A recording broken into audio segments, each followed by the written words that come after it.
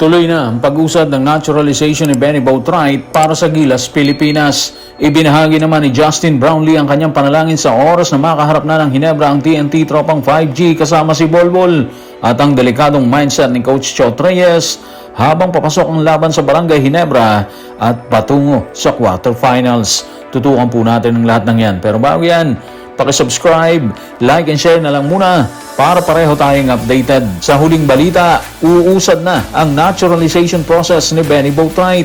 Balita na posibleng magbigay ng bagong rekado sa hanay ng Gilas, Pilipinas. Kaya naman ang tanong ng karamihan, kailan isasagawa ng Senado ang pagdinig sa kaso ni Boatwright?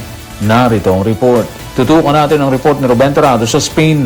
Nakatakdang tuluyang umusad ang proseso ng naturalization ni Benny Boatwright dahil nagtakda na ng pagdinig ang Senate Committee on Justice and Human Rights na pinamumunuan ni Senator Francis Pangilinan ngayong Miyerkules. Okay mga playoffs, malaking development to para sa Gilas, Pilipinas ngayong Miyerkules.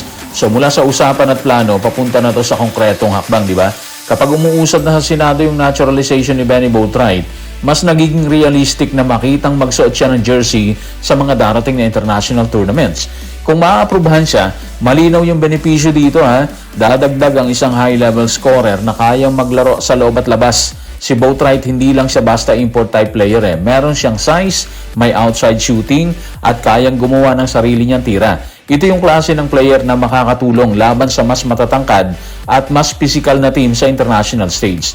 Bukod pa dyan mga ka-playoffs, makakatulong siya sa spacing dahil hindi pwedeng iwanan sa labas si Benny kasi Kaya mas luluwag yung galaw ng guards dito sa Gilas, Pilipinas.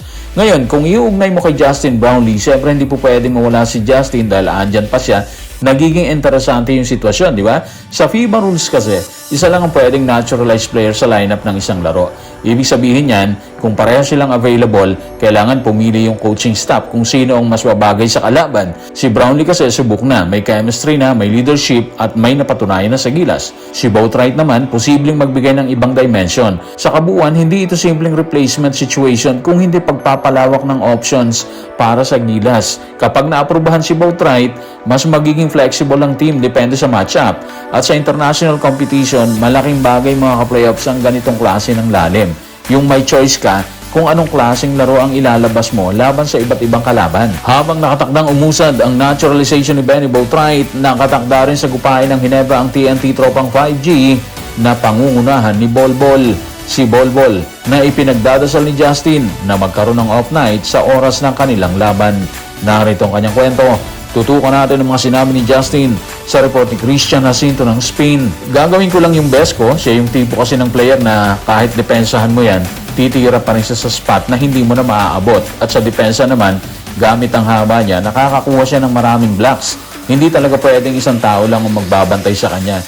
Kailangan team effort. Sana magkaroon siya ng off night laban sa amin. So, punto por punto mga playoffs. Malinaw kung gaano kalaking hamon si Bolbol para sa Barangay Hinebra. Una, yung sinabi na kahit depensahan mo siya, nakakakuha pa rin siya ng tira na hindi mo maaabot, di ba? Ito ang pinakamahirap i-contain kasi Dahil sa haba at taas ni Bolbol, hindi normal yung shot contest laban sa kanya. Kahit tama yung depensa, kaya niya mag-release ng bola sa angle na halos uncontested pa rin. Ibig sabihin yan, kahit gawin ng Hinebra ang right defense o yung tamang depensa, hindi pa rin guaranteed na mapipigilan siya dyan. Pangalawa, yung binanggit na length niya sa depensa at shot blocking. Dito naman maaapektuhan ang opensa ng Barangay Hinebra. Hindi basta-basta makakapasok ang drive sa loob dahil may presence siya sa rim. Kapag nagdalawang isip ang mga guard at wing players, babagal ang ball movement at mawawala rin ang rhythm ng opensa nila dyan. Pangatlo, very important yung sinabi na hindi pwedeng one-on-one lang ang depensa sa kanya dito kay Bolbol. Kailangan team effort talaga. Ibig sabihin yan, mag-a-adjust ang buong sistema ng depensa ng Barangay Hinebra. May help defense, merong rotation at posibleng double teams.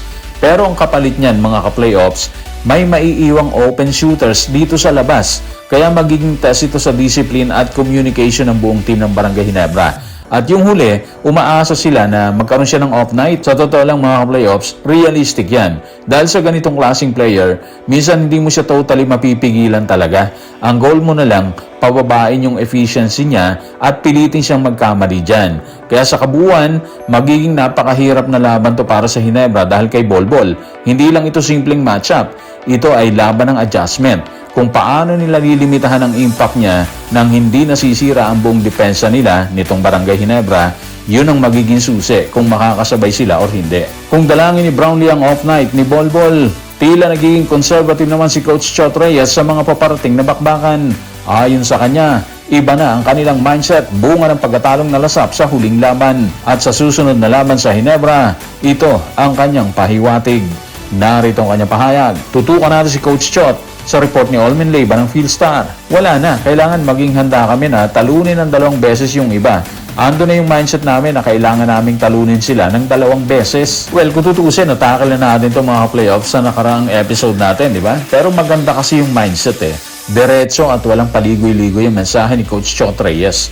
Tinanggap na nila yung sitwasyon na malamang wala silang twice to beat advantage dyan. Kapag sinabi mong kailangan naming matutong manalo ng 2 beses, ibig sabihin yan, mentally naghahanda na sila sa mas mahirap na ruta sa playoffs kung saan kailangan nilang talunin ang isang team ng sunod o mas dikit na serye. So ano ibig sabihin nito mga playoffs? Makikita dito na ang focus ng TNT Tropang 5G ay nag-shift na mula sa standings papunta sa survival mindset.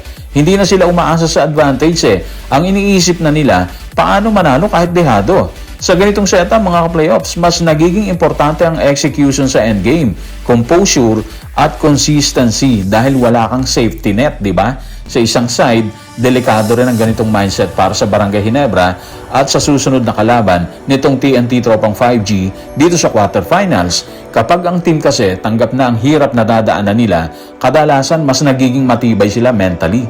Hindi sila madaling ma-pressure dahil alam na nila yung senaryo na papasukin nila dyan. Ibig sabihin, pwedeng maging mas unpredictable at mas resilient ang TNT sa playoffs. Sa kabuuan, ang sinabi ni Coach Chot, hindi lang simpleng reaction sa pagkatalo yan. Isa itong malinaw na paghahanda sa reality.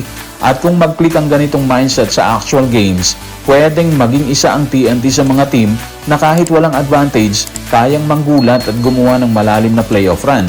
Lalo na at sila ang defending champion, di ba? So guys, maraming salamat.